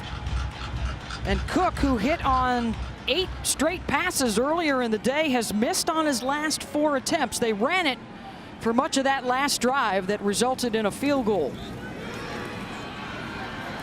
And the flip to Shelton. Boilermakers have scored touchdowns on 3 straight drives. LJ Scott gets the call. Tackled by Jalen Robinson. And they lost a helmet up front. That is Benny McGowan, the right guard, who will come out for a play. Clemens will fill that spot. Let's give credit to Greg Hudson, the defensive coordinator for Purdue. Bend, don't break. They've been giving up some big rushes against this team, but they've been holding pat, making them earn everything on 3rd downs, number 1. And in the red zone, they've been tight. A missed field goal, holding to do a field goal, making Michigan State earn everything in the second half. All the scoring came early for Michigan State. They need a 3rd down conversion here, 3rd and 3. Connor Cook gonna run for it, flips it forward to Lyles, the tight end, for the 1st down out to the 45. Good heads-up play there by Connors. Got close to that line of scrimmage. But again, running with your eyes up, still seeing the field as you're about to run it. He sees a defender come up, definitely before the line of scrimmage, flicks it up to Miles, the tight end, secures the football, which is good to see. Gets a big 1st down for this offense. And he did not get to the line of scrimmage, so heads up play, a gutsy play from Cook. Under 5 to go. They'll work as much of that clock as they can. Scott takes the pitch. Gets out to the 45 for a yard. Remember, last year's game came down to late in the 4th quarter, and Purdue was making a comeback, and it was a pick 6 for the Spartan defense that sealed it late in the game. Purdue, even though they've lost 6 in a row to Michigan State, they've been close ball games. They've been right in them. They have. You see how they're running the power here, and they're kind of, I don't want to say lulling the sleep the defense, but maybe try a play action pass at some point and get number 16, Aaron Burbridge, at the bottom of the screen there, their top receiver, a big play. London now in at tailback. On the rollout, Cook with the play action. He's directing traffic. Now he's got to go with it. Stays in bounds. Nice job there to keep the clock moving out to the 49-yard line. Picks up 4. So it will be 3rd down and about 5. Purdue defense again, making them earn it. Another 3rd down that they have to convert. Last time, Connor Cook flicked it to his tight end late, but they were there to make the tackle if Connor Cook decided to run it. Got to stand pat here. All the options. Get some rush. I think this defensive line's been quiet right now, getting to the quarterback. Doing a good job of getting outside the pocket and avoiding it. Trips to the left. London will join them. They'll try and get him into space, and he is wrapped up and down he goes. Juwan Bentley with the tackle and a quick timeout for Purdue. It's 4th down with 3:06 to go. You got one of the best quarterbacks in the country, and we're throwing swing passes on 3rd and 7. To me, I would go a little more down the field when you're talking about the receivers and what they've done. You can make some plays down the field at the quarterback position.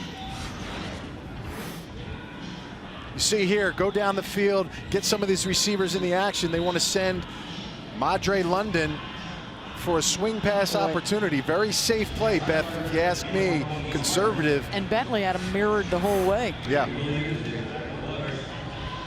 And the defensive backs holding pat. You know, they didn't bite on anything. They're in the proper position to make the play. And here we go. Purdue's going to get the ball back. And I'll tell you what, Beth, the last 2 times they've had the ball, it's been pretty easy moving for their offense. They have had a problem with a snap on a previous occasion. This time, Hartbarger gets it away. It will land inside the 5 and bound into the end zone for the touchback, 52 yards on the punt. Purdue had a chance to beat Michigan State a year ago with Austin Appleby quarterbacking, and it was Darian Harris with the interception. It was a 1-touchdown game, and this one put it out of reach for the Spartans as they won for the 6th straight time in the series. And now this is huge for a team that's talking about winning the Big Ten and getting into the playoff and vying for a national championship. For Michigan State, they're going to need to stop a hot David Blau right now in a Purdue offense that has scored the last 3 times they've had the football. And Shalik Calhoun to me, number 89, your defensive end, your stud on defense. It's been a quiet day. Look for him to rise up. But right now, this Purdue offense has been in a groove. Let's see if the redshirt freshman quarterback can make it happen late in the 4th quarter. Markel Jones with 157 yards rushing. He won't add any there. Malik Mcdowell with the tackle. Purdue has 2 timeouts to work with as well. Talked about McDowell earlier. This is the time of the game when you want your defensive players to be at their best. Dominating the line of scrimmage right now for Michigan State. Pressure coming, the throw out into the flat, incomplete, looking for Jones. Bullet was coming right up the middle. I think Joel Heath got a hit on the quarterback. It's 3rd down and 9. Harlan Barnett dialed it up here with some pressure, bringing it in, an unblocked defender. Big hit on the quarterback, pressure situation. First time this young man's in this situation against the number 2 team in the country.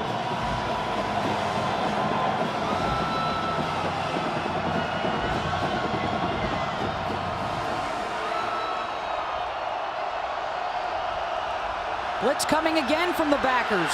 Blau runs away from it. He'll tuck it and go, and he's got the 1st down out across the 30, sliding out near the 35. 13 yards on the run for the redshirt freshman. Cross dog blitz in the middle, but you got to have a contained player. Where are you? Number 3 gets caught, 23 Frey inside. And Blau makes a nice play getting outside the pocket, getting the 1st down. Pressure situation comes up big for Purdue.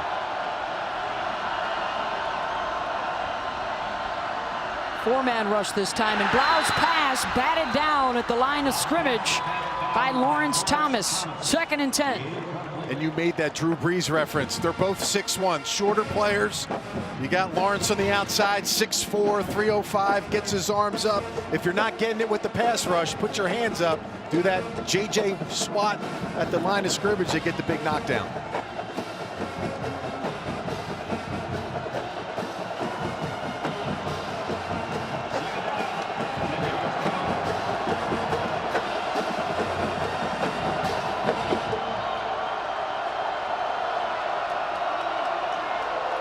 And Yancey wide to the near side. Blau looking that way, throwing deep, has a man out there, and they'll run out of real estate. And Shalik Calhoun got after the quarterback. Anthrop's really wide open, running an inside corner route from the slot position.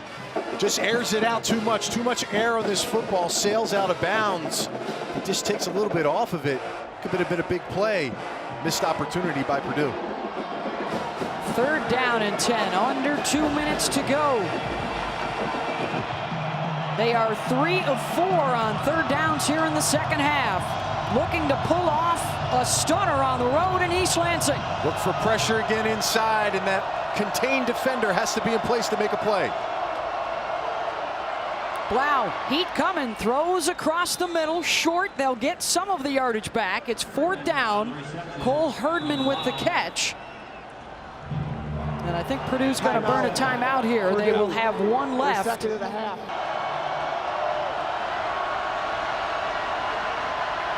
Blau on the move, lobs it down the middle, and it's broken up. And a late flag coming in from downfield. jarred it away from Gregory Phillips. And will this be the third interference penalty of the day on Michigan State? Or is it going to be a holding flag here on the defense? And that penalty was called by the referee on the far end of the field, so he couldn't see in front of the DB. Holding. Defense, number 36. 10 yards, previous spot. Automatic first down.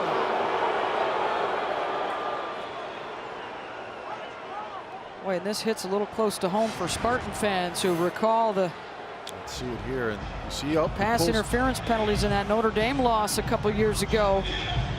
Yeah, Colhoun had a piece of his jersey, Anthony. Pulled his jersey, and also his right hand pulls down on his shoulder to keep him from extending his body up to the ball.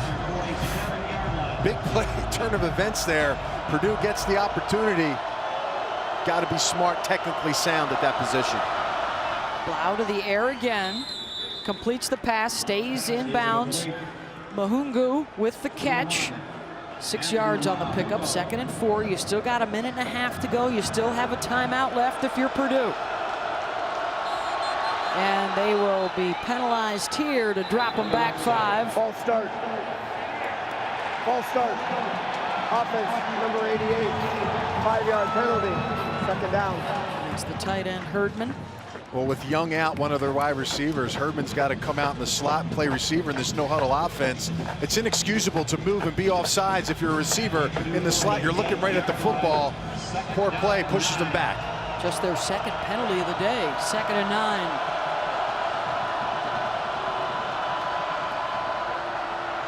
Blau slips away from the rush and then throws it away. And it will bring up 3rd and 9 for a Purdue club.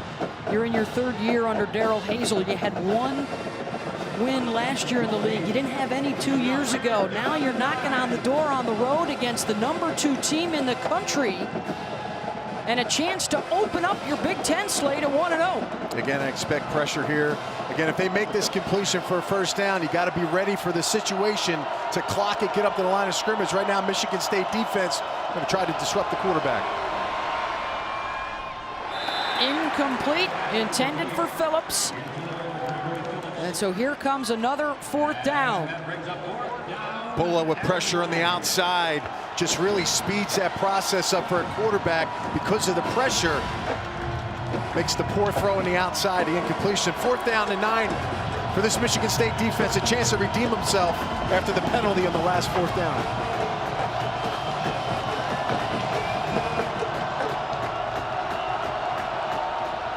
Linebackers all edging up to the line of scrimmage for Michigan State. Here they come. They are after Blau. They get to him on the throw. Passes away. Incomplete. And it's broken up by R.G. Colhoun. And no flag downfield. Michigan State will take over on downs as Chris Fry got to the quarterback on his release. Well done by the Michigan State defense. Cross dog blitz in the middle to put the pressure on the quarterback to rush it. Then he floats one up. And how about Colhoun? You learn from your mistakes. Before he touched him this time, all football, doesn't touch the receiver. Well done by their senior. He's their top corner, one of their better players on defense. That's the way you bounce back, Beth, and make a huge play for your Michigan State defense. He was the guy that was called for the hold on the previous 4th down play. Purdue with just the 1 timeout to stop the clock. But Michigan State should be able to take a couple of knees here and run down the clock to make Connor Cook the all-time winningest quarterback in school history and to extend their record to 5-0 as they open up Big Ten play with quite a challenge from Purdue here in the 2nd half. You know, give credit to Purdue. First, the redshirt freshman for stepping in the 2nd half and being a better player. Obviously, these guys have fought their tails off today. Darrell Hazel made the adjustments at halftime. Again, he talked about it all week. He said they feel good. Their hopes are high, only winning one game, but feeling they're close. Well, you can definitely take something away from this loss. Again, there's no moral victories in football, but you got to like the effort and the play of his players today, traveling on the road to Michigan State. There will be some questions as well for the Spartans moving forward. Appeared to be a serious injury to left tackle Dennis Finley, who was replacing the already injured Jack Conklin. So some adjustments on that offensive line today, and perhaps moving forward into Rutgers and then Michigan.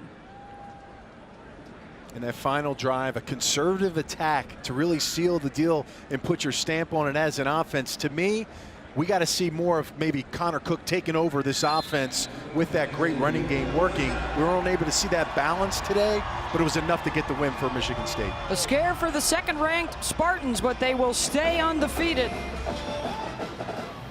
5-0 on the season as Purdue falls to 1-4. A good effort for the Boilermakers in the second half, but it will come up short as the Spartans pick up the win.